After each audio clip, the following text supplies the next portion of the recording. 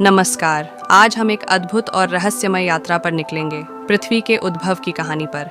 यह यात्रा हमें ब्रह्मांड के सबसे गहरे रहस्यों की ओर ले जाएगी, जहां से हमारे ग्रह का जन्म हुआ और जीवन के लिए अनुकूल परिस्थितियां बनी। चलिए जानते हैं कि पृथ्वी ने कैसे एक गैसीय नेबुला से जीवनदायिनी ग्रह बनने की यात्रा तय की। आइए गैसीय नेबुला से सूर्य के निर्माण के बारे में जानते हैं। हमारी कहानी की शुरुआत लगभग 4.6 अरब साल पहले होती है, जब ब्रह्मांड में एक विशाल गैसीय और धूल भरे नेबुला का अस्तित्व था। यह नेबुला ब्रह्मांड का एक विशाल बादल था, जिसमें हाइड्रोजन, हीलियम और अन्य खगोलीय सामग्री भरी हुई थी। एक शक्तिशाली बल, संभवतः एक सुपरनोवा विस्फोट या गुरुत्वाकर्षण के कारण, ने इस नेबुला को संकुचित कर दिया। संकुचन के दौरान नेबुला के केंद्र में अत्यधिक घनत्व और तापमान का निर्माण हुआ, जिसने सूर्य को जन्म दिया। इसके बाद सौरमंडल के निर्माण के बारे में जानते हैं। सूर्य के निर्माण के साथ साथ नेबुला के बाहरी हिस्से में गैस और धूल ने एक घूर्णनशील डिस्क का रूप लिया। इस डिस्क में विभिन्न कण आपस में टकराकर गठित होते गए, जिससे छोटे छोटे ग्रहों का निर्माण हुआ। इन्हीं छोटे ग्रहों में से एक ने धीरे धीरे आकार लिया और वह पृथ्वी बनी। पृथ्वी की प्रारंभिक स्थिति, आग का समुद्र। प्रारंभिक पृथ्वी की स्थिति अत्यंत उग्र और गर्म थी। इसकी सतह पर लावा के समुद्र बह रहे थे और वातावरण में घने गैसीय बादल मंडरा रहे थे। पृथ्वी की सतह पर कोई ठोस परत नहीं थी और जीवन के लिए अनुकूल परिस्थितियां अस्तित्व में नहीं थीं। यह एक गर्म और भयानक स्थान था, जहां लगातार ज्वालामुखी विस्फोट और उल्का पिंडों की बारिश हो रही थी।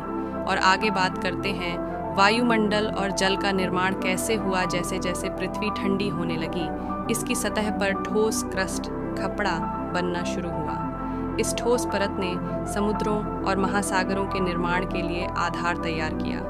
वायुमंडल में मौजूद वाष्प और गैसीय तत्व संघनित होकर वर्षा में बदल गए, जिससे पृथ्वी की सतह पर पानी के विशाल समुद्र बन गए। जल की उपस्थिति ने पृथ्वी को जीवन के लिए संभावित जगह बना दिया।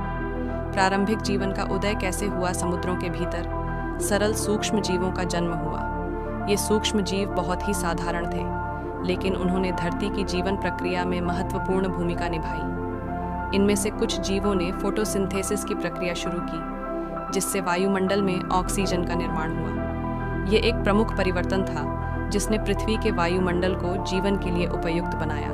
और आगे बात ऑक्सीजन का प्रभाव और जटिल जीवन का विकास कैसे हुआ।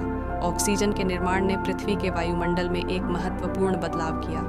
यह प्रक्रिया ऑक्सीजन क्रांति के रूप में जानी जाती है। ऑक्सीजन के बढ़ते स्तर ने जीवन के जटिल रूपों को उत्पन्न होने की अनुमति दी।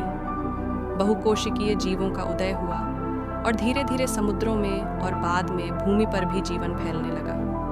वन, समुद्र और विभिन्न पारिस्थितिक तंत्रों का निर्माण हुआ, जिससे पृथ्वी पर जीवन की विविधता में वृद्धि हुई। और ग्रहों के ठोस रूप और जीवन का विकास किस प्रकार हुआ, इसके बारे में जानने का प्रयास करते हैं। पृथ्वी की सतह पर स्थिर और ठोस परत के निर्माण के साथ वन, पहाड़ और अन्य भू आकृतियों का विकास हुआ। यह जीवन के विविध रूपों के विकास के लिए एक आदर्श स्थल प्रदान करता है। पौधे, जानवर और अन्य जीव धीरे धीरे पृथ्वी पर फैलने लगे और पारिस्थितिक तंत्रों ने जीवन की बहुलता और विविधता को बनाए रखा। निष्कर्ष: पृथ्वी का उद्भव एक लंबी और जटिल प्रक्रिया का परिणाम है। गैसीय नेबुला से लेकर ठोस और जीवनदायिनी ग्रह बनने तक की यात्रा ने पृथ्वी को जीवन के लिए एक आदर्श स्थल बना दिया। यह यात्रा हमें बताती है कि जीवन का उदय और विकास कैसे एक रहस्यमय और अद्भुत प्रक्रिया का परिणाम होता है। पृथ्वी के इस अद्वितीय और विविधीकरण भरे सफर ने हमें समझने का अवसर दिया है कि हम किस अद्भुत ग्रह पर निवास करते हैं। धन्यवाद, और आशा है कि आपको पृथ्वी के उद्भव की यह कहानी रोमांचक और ज्ञानवर्धक लगी होगी।